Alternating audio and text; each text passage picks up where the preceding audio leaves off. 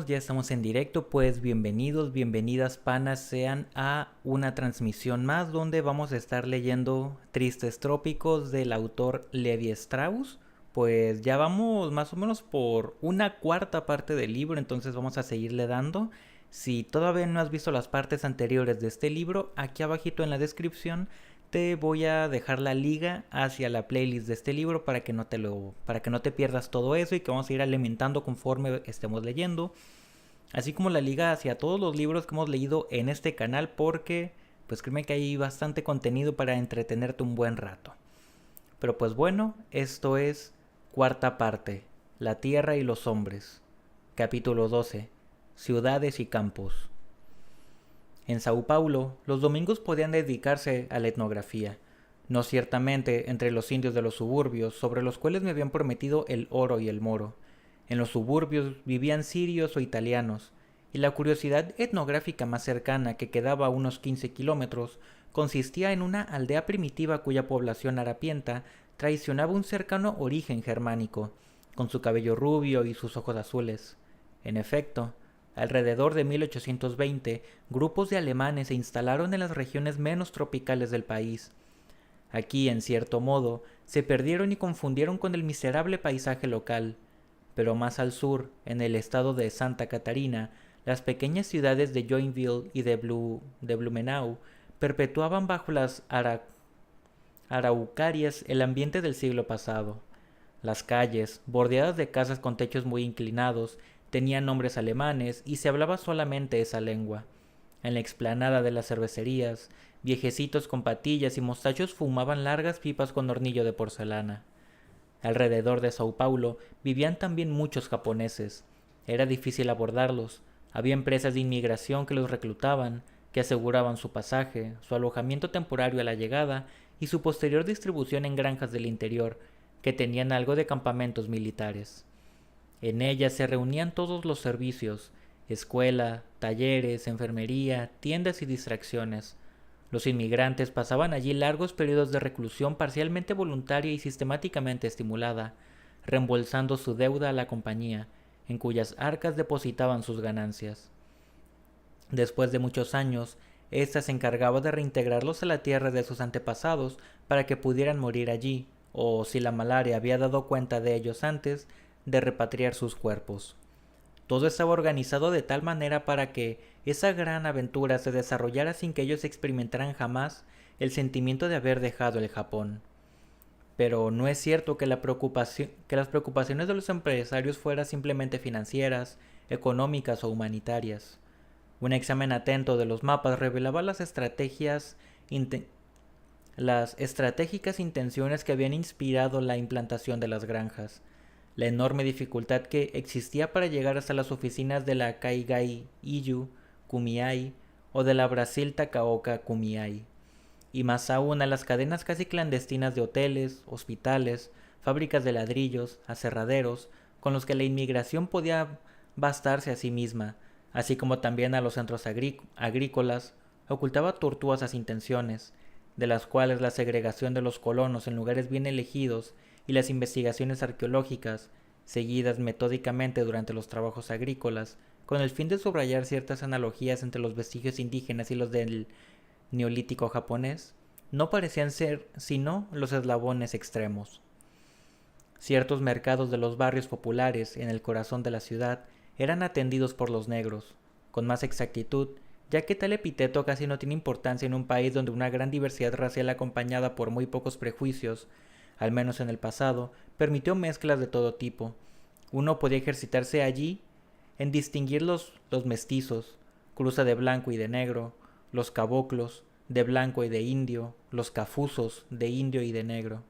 Los productos en venta conservaban un estilo más puro: peneiras, tamices de harina de mandioca, de factura típicamente india, hechas con un enrejado flojo de bambúes hendidos y rodeados de listones de madera, abanicos para avivar el fuego, heredados también de la tradición indígena, y cuyo estudio resulta divertido, pues cada tipo representaba una solución ingeniosa para transformar, por medio del trenzado, la estructura permeable y enmarañada de una hoja de palmera en una superficie rígida y continua, apropiada para desplazar el aire cuando es agitada violentamente. Cuando hay muchas maneras de resolver el problema y muchos tipos de hojas de palmera, resulta posible combinarlas para determinar todas las formas imaginables y coleccionar seguidamente los ejemplares que ilustran esos pequeños teoremas tecnológicos. Existen dos especies principales de palmas. Los foliolos pueden estar distribuidos simétricamente a ambos lados de un tallo mediano o bien divergir en abanico. El primer tipo sugiere dos métodos, o bien doblar todos los foliolos hacia el mismo lado del tallo y trenzarlos juntos, o trenzar cada grupo aisladamente, replegando los foliolos en ángulo recto sobre sí mismos, insertando las extremidades de unos en la parte inferior de los otros y recíprocamente. Se obtienen de esa manera dos clases de abanicos, en forma de ala o en forma de mariposa.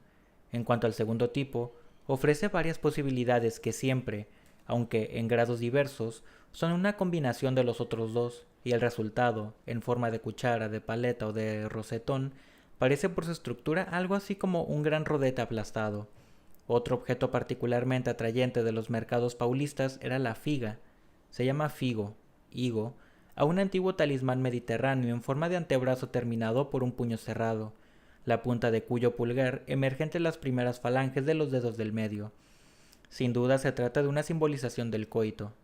Las figas que se encontraban en los mercados eran dijes de ébano o de plata, o bien objetos grandes como estandartes ingenuamente esculpidos y abigarrados de vivos colores. Yo colgaba alegres conjuntos de estas figas en el cielo raso de mi casa, mansión pintada de ocre al estilo romano de 1900, situada en lo alto de la ciudad. Se entraba en ella bajo una bóveda de jazmines y al fondo había un ventusto jardín en cuyo extremo el propietario, a mi pedido, había plantado un bananero para recordar que me hallaba en los trópicos. Unos años más tarde el bananero simbólico se transformó en una pequeña selva donde yo podía hacer mi cosecha. En los alrededores de Sao Paulo se podían finalmente observar y recoger un rústico folclor, fiestas de mayo en que las aldeas se adornaban con verdes palmas, luchas conmemorativas fieles a la tradición portuguesa entre mouros y cristianos, procesión de la nau catarineta, navío de cartón aparejado con velas de papel, peregrinación a lejanas parroquias que protegían leprosos donde, en los desenfrenados efluvios de la pinga, alcohol de caña de azúcar muy diferente del ron que se toma solo o en batida, es decir, mezclado con jugo de limón, bardos mestizos, calzados y vestidos de oropeles e increíblemente borrachos, se desafiaban al son de los tambores a duelos de canciones satíricas. También era importante anotar las creencias y las supersticiones, cura del orzuelo por la imposición de un anillo de oro, división de todos los alimentos en dos grupos incompatibles, comida quente, comida fría, o sea, comida caliente y comida fría, y otras asociaciones maléficas, pescado y carne, mango con bebida alcohólica o banana con leche. Sin embargo, en el interior del estado era aún más apasionante interesarse no tanto por los vestigios de las tradiciones mediterráneas, como por las formas singulares que una sociedad en gestación favorecía. El tema era el mismo, se trataba también del pasado y del presente, pero a la inversa de la investigación etnográfica clásica que intenta explicar este por aquel, aquí era el presente fluido quien parecía reconstituir etapas muy antiguas de la civilización europea. Como en tiempos de la Francia merovingia, se veía nacer la vida comunal y urbana en una campiña de latifundios. Las aglomeraciones que surgían no eran como las ciudades de hoy, tan desgastadas que resulta difícil descubrir en ellas el sello de su historia particular, confundidas en una forma cada vez más homogénea donde solamente se afirman las distinciones administrativas. Por el contrario, las ciudades podían ser escrutadas de la misma manera que los botánicos escrutan las plantas, reconociendo en el nombre, aspecto y estructura de cada una de su pertenencia a tal o cual gran familia de un reino agregado por el hombre de la naturaleza, el reino urbano. En el transcurso de los siglos XIX y XX, el anillo móvil de la franja pionera se había desplazado lentamente de este a oeste y de sur a norte. Hacia 1836, solo su parte norte, es decir, el territorio comprendido entre Río y Sao Paulo, se encontraba sólidamente ocupada y el movimiento iba ganando la zona central del estado. 20 años más tarde, la colonización alcanzaba por el noroeste la zona de Mogiana y la Paulista. En 1886 se introducía en la de Araraquara y la Alta Sorocabana y la región noroeste. En estas últimas, aún en 1935, la curva de crecimiento de la población iba unida a la de producción de café, mientras que en las viejas tierras del norte la caída de una anticipada en medio siglo la declinación de la otra. El decrecimiento demográfico comienza a hacerse sentir a partir de 1920, en tanto que desde 1854 las tierras agotadas se abandonan. Este ciclo de utilización del espacio correspondía a una evolución histórica cuyo rastro era igualmente pasajero. Solo en las grandes ciudades de la costa, Río y Sao Paulo, la expansión urbana parece tener una base suficientemente sólida para mostrarse irreversible. Sao Paulo contaba 240.000 habitantes en 1900, 580.000 en 1920, pasaba el millón en 1928 y hoy ya dobla ese tope. Pero en el interior, las especies urbanas nacían y desaparecían. La provincia se iba despoblando al tiempo que poblaba, desplazándose de un punto a otro, aunque sin acrecentarse necesariamente. Los habitantes cambiaban de tipo social y la observación conjunta de ciudades fósiles y de ciudades embrionarias permitía, en el plano humano y en límites temporales extremadamente cortos, el estudio de transformaciones tan apasionantes como las que observa el paleontólogo que compara las fases a lo largo de las capas geólicas, contemplando los millones de siglos de la evolución de los seres organizados. No bien se dejaba la costa, era necesario recordar permanentemente que desde hace un siglo el Brasil se transformaba más de lo que se desarrollaba. En la época imperial la implantación humana era débil pero relativamente bien repartida. Si bien las ciudades litorales o sus vecinas eran pequeñas, las del interior tenían una vitalidad mayor que en la actualidad. Por una paradoja histórica que se olvida con demasiada frecuencia, la insuficiencia general de los medios de comunicación favorecía a los peores de entre estos. Cuando no existía otro recurso que el caballo, era preferible prolongar estos viajes durante meses e internarse donde solo la muía podía arriesgarse, antes que hacerlos durar días o semanas. El interior del Brasil vivía solidariamente con una vida sin duda lenta pero continua. Se navegaba por los ríos en fechas fijas y en pequeñas etapas que duraban varios meses. Caminos por completo olvidados en 1935 como el de la Guiaba a Goiás servían todavía a un tránsito intenso de caravanas que 100 años atrás contaban con 50 o 200 muías cada una. A excepción de las regiones más apartadas, el abandono en el cual había caído el Brasil central a principios del siglo XX de ninguna manera reflejaba una situación primitiva. Era el precio que se pagaba por la intensificación del poblamiento y de los intercambios comerciales en las regiones costeras, en razón de las condiciones de vida moderna que en ellas se instauraban. El interior, como el progreso era allí demasiado difícil, retrocedía en lugar de seguir el movimiento de ritmo lento que lo caracteriza. La navegación de vapor, que acorta los trayectos, acabó en todo el mundo con puertos de escala tradicionalmente célebres. Nos preguntamos si la aviación, invitándonos a jugar al rango por sobre las etapas antiguas, no está llamada a desempeñar el mismo papel.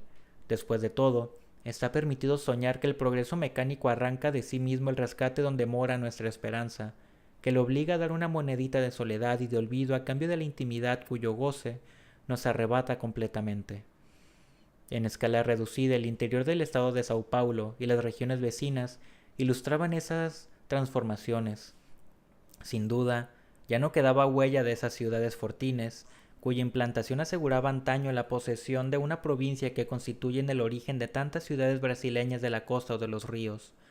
Río de Janeiro, Victoria, Florianópolis en su isla, Bahía y Fortaleza sobre el cabo, Manaus y Óbidos al borde del Amazonas, o también Villavella de Mato Grosso, cuyas ruinas, periódicamente invadidas por los indios Nambiquara, subsisten cerca de Guaporé, antaño famosa guarnición de un capitao de Domato, capitán del Matorral, en la frontera boliviana, es decir, sobre la línea misma que el Papa Alejandro VI había trazado simbólicamente en 1493 a través del Nuevo Mundo a un desconocido, pero para desempatar la rivalidad codiciosa entre las coronas de España y Portugal. Hacia el norte y hacia el este se perciben algunas ciudades mineras hoy en día desiertas, cuyos monumentos ruinosos, iglesias de un barroco flamígero del siglo XVIII, contrastaban por su suntuosidad con la desolación reinante, rimbombantes durante el tiempo en que las minas eran explotadas, letárgicas hoy, parecían haberse encarnecido en retener en cada cavidad, en cada repliegue de sus columnas salomónicas, de sus frontones de volutas y de sus estatuas vestidas, parcelas de esa riqueza que engendrara su ruina. La explotación del suelo se pagaba con el precio de la devastación de la campaña, sobre todo de las selvas, cuya madera alimentaba las fundiciones. Las ciudades mineras se extinguieron en su sitio, después de haber agotado su sustancia, como el fuego. El estado de Sao Paulo evoca también otros acontecimientos, la lucha que desde el siglo XVI puso frente a frente a jesuitas y plantadores, cada cual defendiendo una manera diferente de poblamiento. Los primeros querían sustraer a los indios de la vida salvaje mediante las reducciones y agruparlos en un género de vida comunal. En ciertas regiones apartadas del estado se reconocen aún esas primeras aldeas brasileñas por su nombre de aldeia o de misao, y aún más por su trazado amplio y funcional. En el centro de la iglesia, que preside una plaza rectangular de tierra trillada invadida por la hierba, el largo da matriz, alrededor de esta, calles que se cortan en ángulo recto con casas bajas en lugar de las antiguas chozas indígenas. Los plantadores, fazendeiros, envidiaban el poder temporal de las misiones, que ponían freno a sus exacciones y también los privaba de mano de obra servil. Mandaban expediciones de escarmiento, a continuación de las cuales sacerdotes e indios se desbandaban. De esa manera se explica el singular rasgo que presenta la demografía brasileña. La vida de aldea, heredera de las aldeias, se mantuvo en las regiones más pobres, mientras que en los lugares donde una rica tierra despertaba brutales codicias, la población no tenía otra alternativa que agruparse alrededor de la casa del amo, en las barracas de paja o de argamasa, todas semejantes, donde éste podía vigilar permanentemente a sus colonos. Aún hoy, a lo largo de ciertas líneas de ferrocarril donde por falta de vida comunal los constructores se ven obligados a establecer arbitrariamente estaciones a distancia regular, nombrándolas por orden alfabético: Buarquina, Felicidade, Limao, Marilia. Hacia 1935 la Compañía Paulista estaba situada en la letra P. Ocurre que durante cientos de kilómetros el tren solo se detiene en llaves, aparaderos que hacen el servicio de comunicación de una facenda que reúne toda la población: Cheve Bananal, Chave Concesiao, Chave Elisa, etc. Sin embargo, en otros casos los plantadores, por razones religiosas, decidían dejar las tierras a alguna parroquia. Así nacía un patrimonio, aglomeración reunida bajo la advocación de un santo. Otros patrimonios tenían carácter laico. Ocurría cuando algún propietario resolvía hacerse poblador y hasta plantador de cidade, plantador pero de ciudad. Entonces bautizaba la ciudad con su nombre, Paulópolis, Orlandia, etc. También sucedía que por razones políticas la ponía bajo el patrono de un personaje célebre: Presidente, Prudente, Cornelio, Procorpio, Epitacio Pessoa, etc. Pues aún en el ciclo de vida tan breve que las caracterizaba, esas poblaciones encontraban la manera de cambiar varias veces de nombre, y cada una de esas etapas al mismo tiempo es reveladora de su devenir. Primero, un simple lugar señalado por un apodo, ya a causa de un pequeño cultivo en medio del matorral, batatas, papas, ya en razón de una carencia de combustible para calentar la gamella en un paraje desolado, feijaucru, poroto crudo, o finalmente porque las provisiones faltan al llegar a un paraje lejano, arroz sin sal. Después, un día, un coronel, título generosamente distribuido entre los grandes propietarios y los agentes políticos, intenta granjearse a una influencia por medio de algunos millares de hectáreas recibidas en concesión, recluta, contrata, asienta una población flotante y Feijao Cru se vuelve Leopoldina, Fernandópolis, etc. Más tarde, la ciudad que naciera del capricho y la ambición se marchita y desaparece. Solo queda el nombre y algunas casuchas donde se extingue una población minada por la malaria y la anquilostomiasis. O bien, la ciudad arraiga, adquiere una conciencia colectiva, quiere olvidar que fue el juguete y el instrumento de un hombre. Una población tempranamente emigrada de Italia, de Alemania y de alguna otra procedencia. Siente necesidad de raíces y va al diccionario a buscar los rudimentarios de un nombre indígena, generalmente tupí, que a sus ojos adorna con un prestigio precolombino: Tanabi, Botuparanga, Tupao o Aymoré. El ferrocarril acabó con los caseríos fluviales, pero de ellos subsisten, aquí y allá, rastros que ilustran un ciclo abortado. Al principio, albergue y galpones sobre la orilla para que los piragüeros pasaran la noche al abrigo de las emboscadas indígenas. Después, con la pequeña navegación de vapor, los puertos de lena, donde, cada 30 kilómetros más o menos, los barcos de grasiles, paletas y chimeneas se detenían para recoger leña. En fin, los puertos fluviales a ambas extremidades del trecho navegable y en los lugares infranqueables por los rápidos o las caídas, los centros de transbordo. En 1935, dos tipos de ciudades conservan un aspecto tradicional al mismo tiempo que permanecían vivas. Eran los pousos, aldeas de encrucijada, y las bocas do sertao, bocas del matorral, al final de los caminos. Ya el camino comenzaba a sustituir los viejos medios de transporte, caravanas de muías o carros de bueyes, tomando sus mismos caminos. Estos, con su precario estado, lo obligaban a andar en primera o en segunda durante cientos de kilómetros, lo reducían al mismo ritmo de marcha que las bestias de carga y la constreñían a realizar las mismas etapas en las que alternaban choferes con guardapolvos grasientos y tropeiros enjaizados de cuero. Los caminos no respondían a las esperanzas que despertaban. Su origen era diverso. Antiguas rutas de caravanas de antaño habían servido para el transporte de café, de alcohol y de caña de azúcar, y también cortadas por un registro en pleno matorral, barrera de madera rodeada por algunas chozas donde una dudosa autoridad encarnada en un campesino harapiento reclamaba el precio del peaje, y por otras redes más secretas, las estrechas francanas, destinadas a evitar los derechos. Finalmente estaban las estradas muladas, rutas para muías, y las estradas boyadas, rutas para carros de bueyes. En estas solía oírse durante 2 o 3 horas seguidas el chirrido monótono y desgarrante, al punto de perder la cabeza si no se estaba acostumbrado, de la fricción del eje de un carro que se aproximaba lentamente.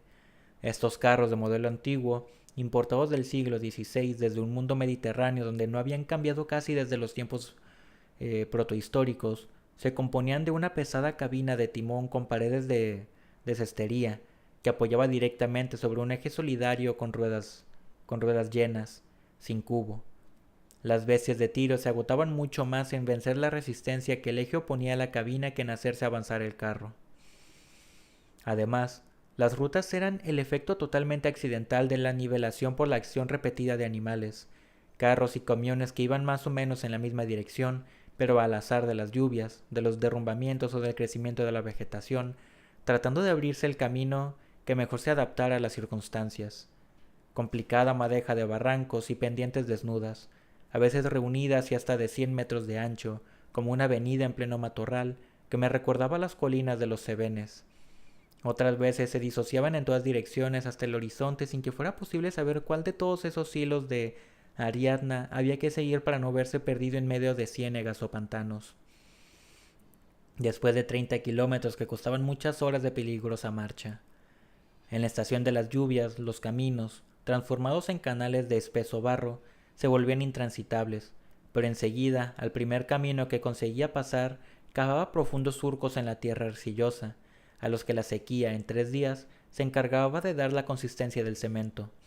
Los vehículos que los seguían no tenían más remedio que ubicar sus ruedas en esas zanjas y dejarse llevar, lo cual era posible si tenían la misma separación en sus ruedas y la misma altura de puente que su predecesor. Si la separación era la misma pero el chasis más bajo, la bóveda del camino levantaba súbitamente el coche, el cual se veía de ese modo asentado sobre un pedestal compacto que uno tenía que desmantelar a golpes de azada. Si la separación era distinta, había que andar durante 10 enteros con las ruedas de un lado hacia el otro, en una ranura y las otras levantadas, de tal manera que siempre existía el peligro de volcar. Aún recuerdo un viaje en el que René Courtin sacrificó su Ford nuevo.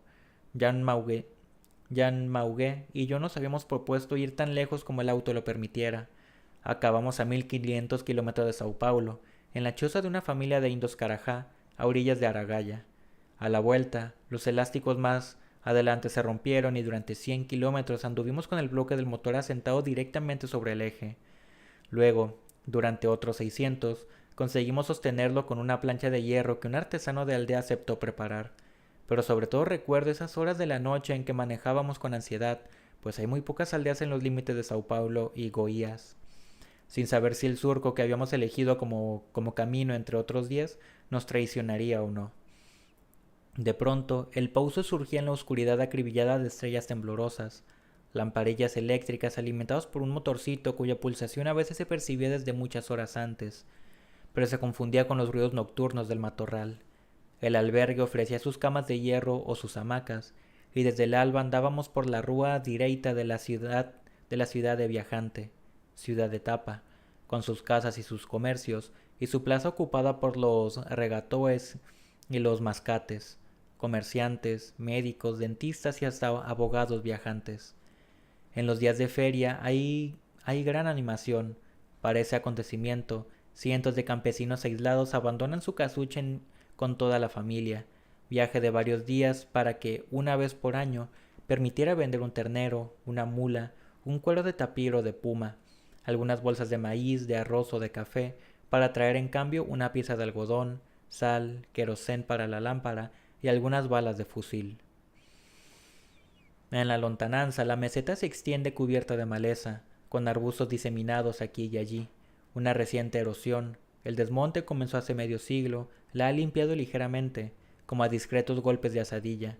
Diferencias de nivel de pocos metros circunscriben el comienzo de las terrazas y señalan nacientes colinas. No lejos de un curso de agua ancho pero superficial, más bien inundación caprichosa antes que río ya fijado en el lecho, 2 o 3 avenidas paralelas bordean los cercados lujuriantes alrededor de los ranchos de adobe, cubiertos de tejas, que hacen relumbrar la blancura cremosa de su revoque de cal, más intensa aún por el marco marrón de los póstigos y el resplandor púrpura del sol. Desde las primeras moradas, semejantes a mercados cubiertos por sus fachadas agujereadas con grandes ventanas sin vidrios y casi siempre abiertas, empiezan praderas de pasto duro que el ganado roe hasta la raíz. Los organizadores de la feria han provisionado forraje, hojas de caña de azúcar o tiernas falvas comprimidas con ramas o lazos de pasto. Los visitantes, en los intervalos, acampan entre esos bloques cúbicos con sus carros de ruedas llenas y de contornos claveteados. Durante el viaje, paredes de cestería nueva y un techado de cueros de boya abarrotado por sogas proporcionan un abrigo, completado aquí con un cobertizo de palmas o una carpa de algodón blanco que prolonga la parte posterior del carro. El arroz, los porotos negros y la carne desecada se cocinan al aire libre. Los niños desnudos corren entre las patas de los bueyes que mascan las cañas, cuyos tallos flexibles cuelgan fuera de sus bocas como si fueran verdes chorros de agua. Algunos días después todo el mundo parte. Los viajeros se reabsorben en la maleza. El pouso duerme bajo el sol. Durante un año la vida campesina se reducirá a la animación semanal de las villas do domingo, cerradas durante toda la semana. Los jinetes se encuentran allí el domingo, en un cruce de caminos donde se ha instalado un despacho de bebidas y algunas chozas. Ahora vamos a comenzar con lo que es el capítulo 13, Zona Pionera. El interior del Brasil reproduce hasta el infinito escenas de este tipo cuando uno se aleja de la costa hacia el norte o hacia el oeste, allí donde el matorral se alarga hasta los pantanos del Paraguay o el corredor selvático de los tributarios del Amazonas. Raramente se ven aldeas.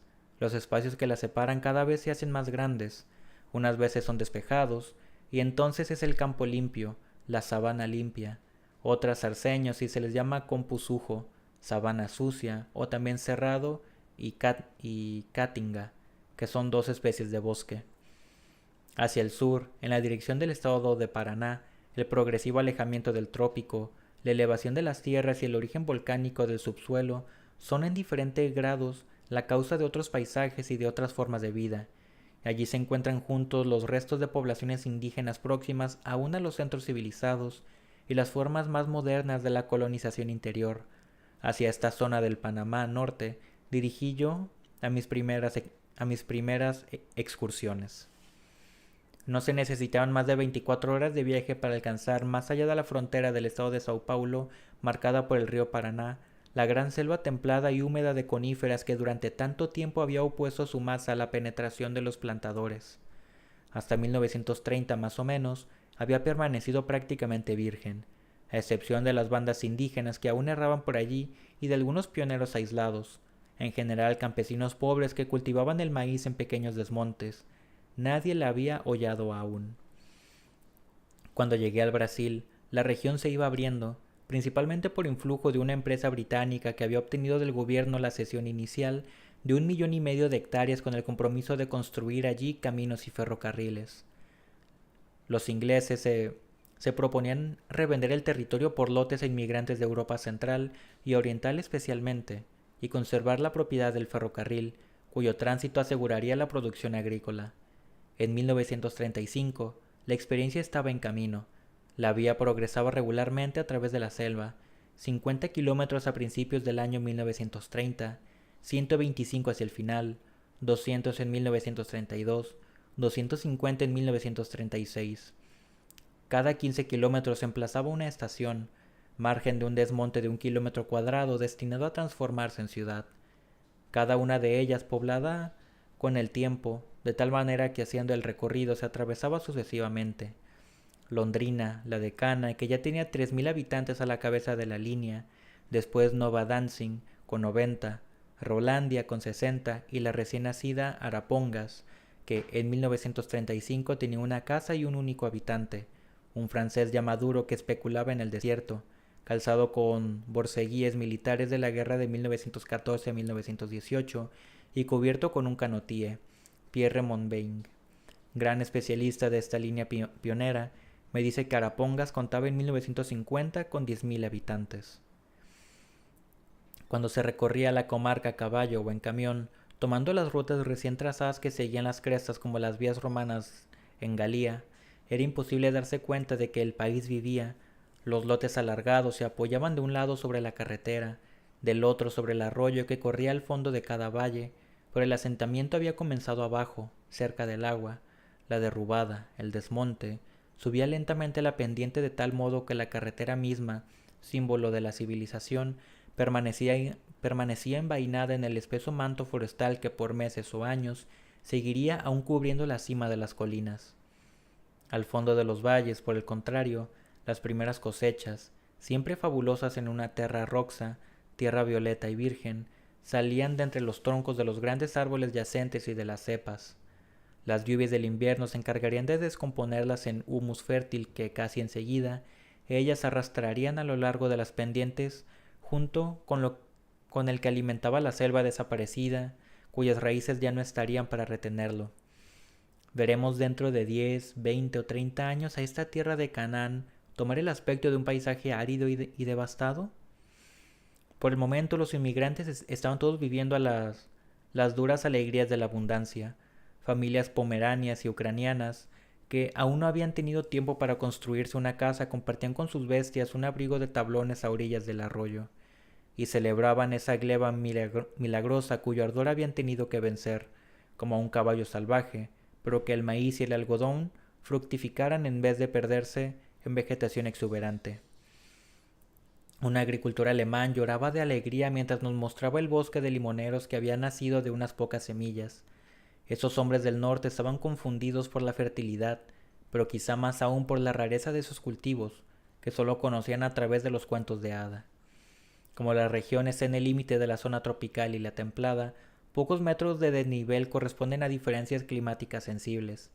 Era muy fácil hacer creer unas juntos a otras las plantas propias del país natal y las de América, de tal manera que, encantados con esas diversiones agrícolas, superponían, por ejemplo, el trigo y la caña de azúcar, el lino y el café. Las nuevas ciudades eran completamente nórdicas. La inmigración reciente se unía allí con la antigua, alemana, polaca, rusa. La italiana era menos numerosa y apenas 100 años antes se había agrupado en el sur del estado, alrededor de la Curitiba. Casas de tablas o de troncos de árboles escuadrados evocaban la Europa central y oriental. Largas carretas de 4 ruedas radiadas, con caballos uncidos, reemplazaban los carros de bueyes ibéricos.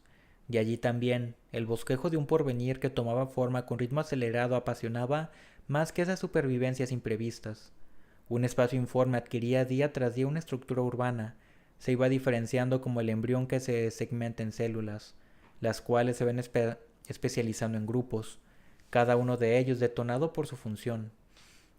Londrina ya era una ciudad organizada, con su calle principal, su centro mercantil, su barrio de artesanos y su zona residencial. Pero, ¿qué misteriosos creadores trabajaban en esos terrenos baldíos que era Rolandía y, sobre todo, Arapongas, prestos para empujar a un cierto tipo de habitantes en un sentido, a otro en otro, sujetando cada zona a una función imponiéndole una vocación particular? En esos cuadriláteros vaciados arbitrariamente en el corazón de la selva, las calles en ángulo recto son, al principio, todas semejantes, trazados geométricos desprovistos de cualidad propia. Sin embargo, los unos son centrales, los otros periféricos, unos paralelos y otros perpendiculares al ferrocarril o a la carretera. Así, los primeros están en la dirección del tránsito, los segundos lo cortan y lo detienen. El comercio y los negocios elegirían los primeros, necesariamente frecuentados por los parroquianos, y por la razón inversa, las moradas privadas y ciertos servicios públicos preferían los segundos, hacia donde en efecto serán empujados.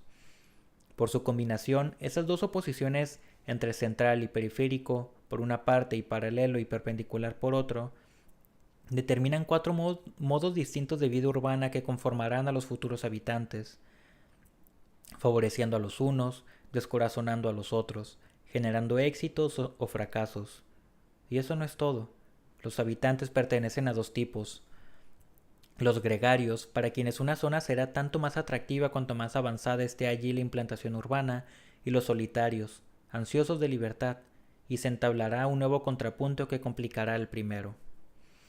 Finalmente, habrá que tener en cuenta misteriosos factores actuantes en tantas ciudades, que desplazándolas hacia el oeste condenan sus barrios orientales a la miseria y a la decadencia, simple expresión quizá de ese ritmo cósmico que desde sus orígenes ha penetrado a la humanidad con la creencia inconsciente de que el sentido del movimiento solar es positivo y su opuesto negativo, que el uno traduce el orden, el otro el desorden.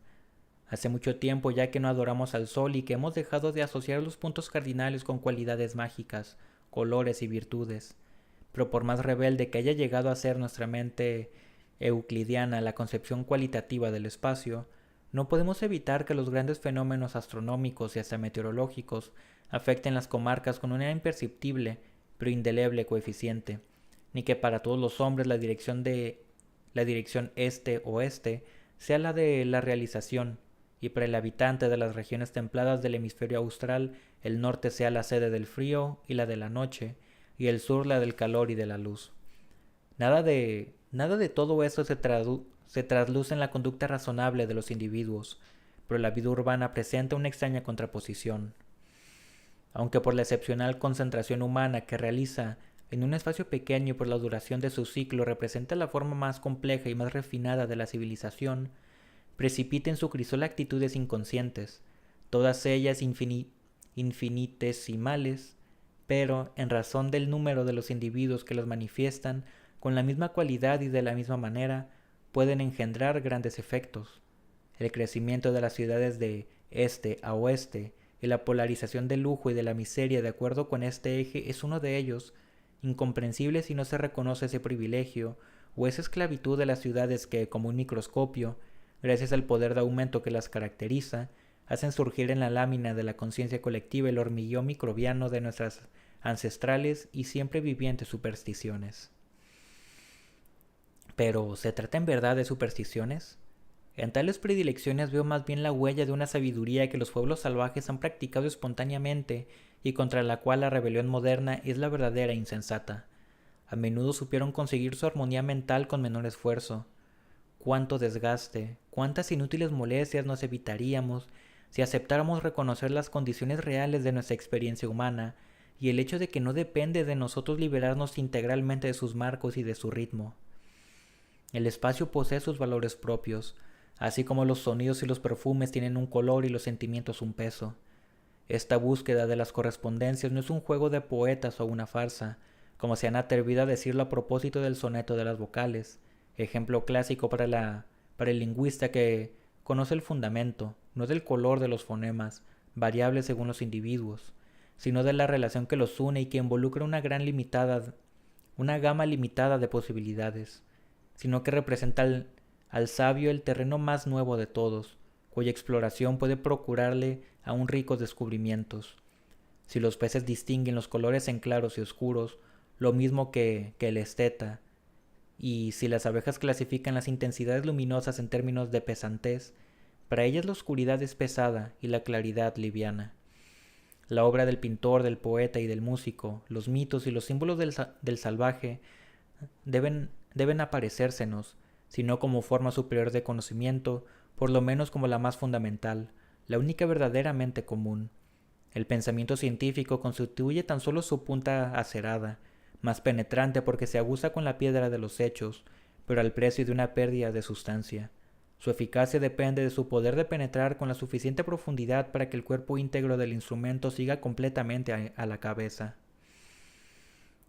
El sociólogo puede ayudar en esa elaboración de un humanismo integral y concreto.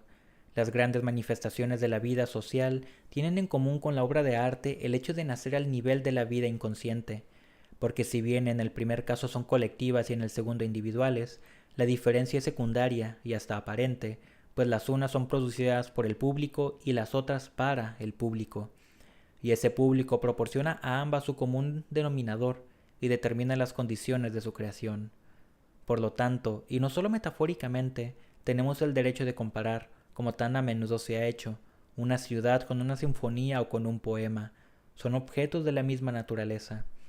Quizá más preciosa aún, la ciudad se sitúa en la confluencia de la naturaleza y del artificio, congregación de animales que encierran su historia biológica en sus límites y que al mismo tiempo la modelan con todas sus intenciones de seres pensantes.